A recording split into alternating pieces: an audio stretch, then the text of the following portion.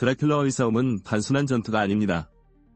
그것은 가족의 명예와 운명과 깊이 연결되어 있죠.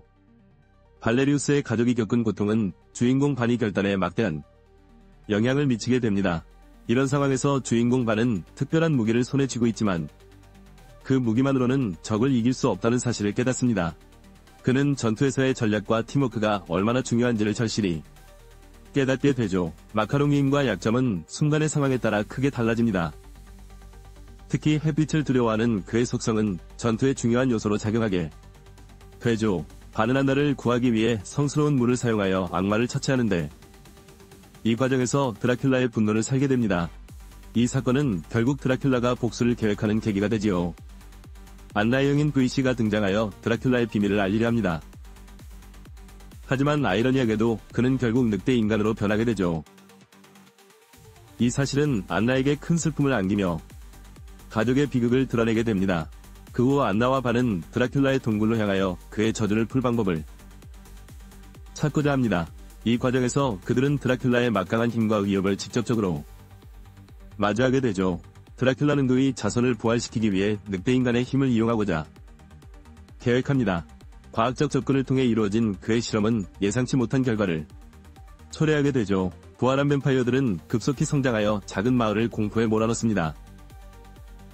그들은 사람들의 생명을 위협하며 혼란을 일으키지만 동시에 그들의 생명은 오래가지를 못합니다. 프랑켄슈타인은 드라큘라의 공격을 피하기 위해 숨고 있지만 그의 존재는 또 다른 문제를 야기하게 됩니다.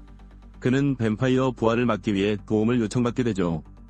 프랑켄슈타인은 안나를 구하기 위한 과정에서 여러 위협에 직면하게 됩니다. 그는 사람 늑대의 공격을 피하기 위해 총을 사용하지만 안나 역시 위험에 처하게 되죠.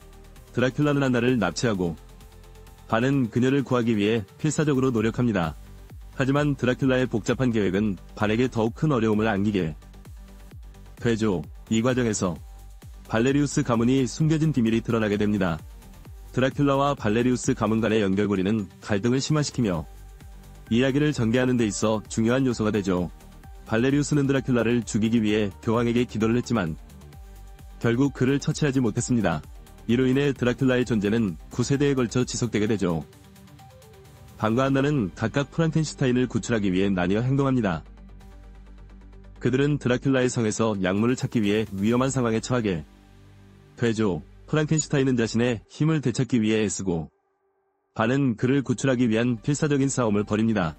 이 과정에서 강력한 생명력이 부활하게 되죠. 프랑켄슈타인의 등장으로 상황은 극적으로 전환됩니다. 그의 출현으로 드라큘라와의 전투가 시작되고 안나를 구하기 위한 긴장감 넘치는 장면이 연출되죠. 안나는 드라큘라를 처치한 후 자신의 희생으로 가족의 뜻을 이루게 됩니다. 이는 그녀의 용기와 강한 의지를 대변하며 이야기의 감정적 깊이를 더하죠. 최후의 전투에서 반은 드라큘라를 물리치고 힘을 발휘합니다. 그러나 그의 힘은 통제할 수 없게 되며 결국 안나가 희생되는 비극적인 상황으로 이어지게 됩니다.